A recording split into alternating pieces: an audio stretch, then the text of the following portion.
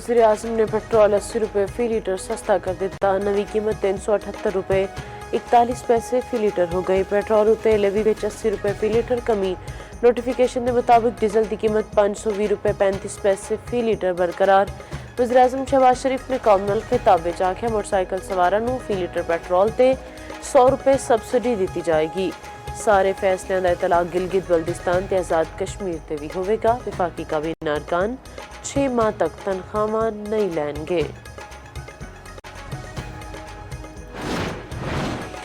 Petroleum मसनूआत दी कीमतां विच कमी लई नवाज शरीफ दा कलीदी किरदार। ज़राए दे मुताबिक नवाज शरीफ ते वज़ीर आज़म शहबाज शरीफ के दरमियान तफसीली मुशावरत हुई। आवाम नूं फौरी रिलीफ फराहम करन दे इकदामात उत्ते गौर किया गया। नवाज शरीफ ने फौरी पेट्रोलियम मसनूआत दी कीमतां विच कमी दी हिदायत दी। शहबाज शरीफ ने नवाज शरीफ की रहनुमाई विच फौरी तौर पर कीमत घट करन दा फैसला किया।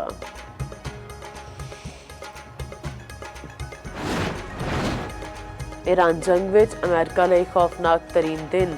ईरानी सरजमीन अमरीकी तैयारियां लई कब्रिस्तान बन गई। एक ही दिन विच अमरीका के 3 जंगी तैयारे मलबे दा ढेर बन गए। ईरान ने F-35, A-10 ते F-15 तैयारे मार सुटे। अमरीकी पायलट्स नूं रेस्क्यू करने आने 2 हैलीकॉप्टर उत्ते फायरिंग। हमले का एक रुकन लापता। तलाश ते बचाव दी कोशिशां जारी। ईरान दा अमरीकी पायलट नूं तलाश करन उत्ते $60,000 इनाम देण दा ऐलान।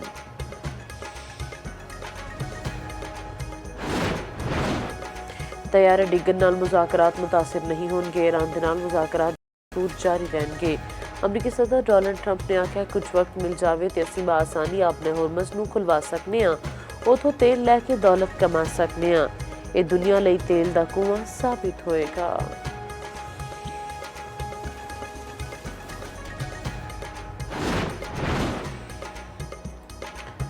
व्हाइट हाउस ने आख्या है कि सदर ट्रंप नूं अमरीकी तैयारा डिगन ते ब्रीफिंग दी गई। तैयारे दे हमले की तलाश ते बचाव दा ऑपरेशन जारी है।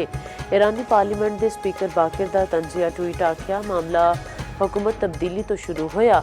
गल हुण कोई साडा पायलट लभ सकदा पड़ गई।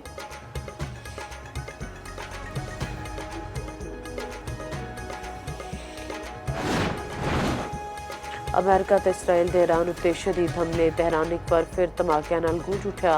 तेहरान उत्ते फिजाई हमले विच 3 अफराद शहीद। इसराइल दा ईरानी फौजी तंसीबात नूं निशाना बनाने दा दावा। जन्नताबाद, पानक, शहरान, अकबातान ते होर इलाकों में धमाके। दूजे पासे इसराइल ने लबनान दी वादिए बका विच एक होर मस्जिद नूं शहीद कर दिता। 2 अफराद जां बहक, 11 जख्मी। भारत फॉल्स फ्लैग ऑपरेशन की तैयारी कर रहा है। भारत ने कोई ड्रामा किया तो कलकत्ता तक छड़ के आवांगे। वज़ीर दिफा ख़ाजा आसिफ दा वाज़े ते 2 टोक पैगाम आख्या साडी फौज ने भारत नूं जंग विच इबरतनाक शिकस्त दी। पाकिस्तान इंतहाई अहम किरदार अदा कर रहा है। दुआ करो पाकिस्तान अपने किरदार विच सुरखरू होवे। दुआ करो खिते विच अमन कायम होवे ते ब्रदर मुल्कां विच इत्तफाक होवे। वज़ीर दाखिला मोहसिन नकवी दा NCCIA हैडक्वार्टर लई मुख्तस इमारत का दौरा। NCCI ने मुख्तस इमारत की अपग्रेडेशन का प्लान तलब कर लिया। पार्लीमेंट लॉजिस के नवे ब्लॉक नूं 3 महीनों में मुकम्मल करने का टास्क। मोहसिन नकवी ने आख्या कि पार्लीमेंट लॉजिस का नवा ब्लॉक 104 यूनिट्स से मुश्तमिल है। पुराने ब्लॉक की बहाली लई काबिल अमल प्लान पेश किया जाए।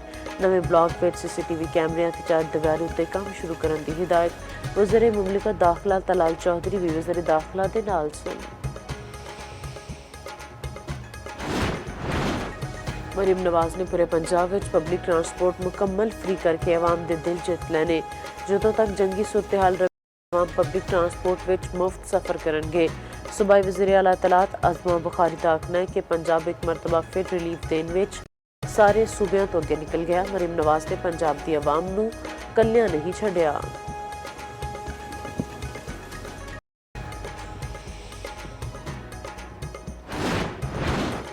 पाकिस्तान के पहले मुंतखब वज़ीर आज़म जुल्फ़िकार अली भुट्टो की 47वीं बरसी। सदर आसिफ ज़रदारी का आखना है जुल्फ़िकार अली भुट्टो पाकिस्तान की सियासी तारीख में मरकजी मकाम रखते हैं। भुट्टो की ने 1971 के बाद कौमी एतमाद बहाल किया। चेयरमैन पीपल्स पार्टी बिलावल भुट्टो ने आख्या कि जुल्फ़िकार भुट्टो की कुर्बानी जमहूरियत अवाम के वक़ार की लाजवाल आवाज़ बन गई।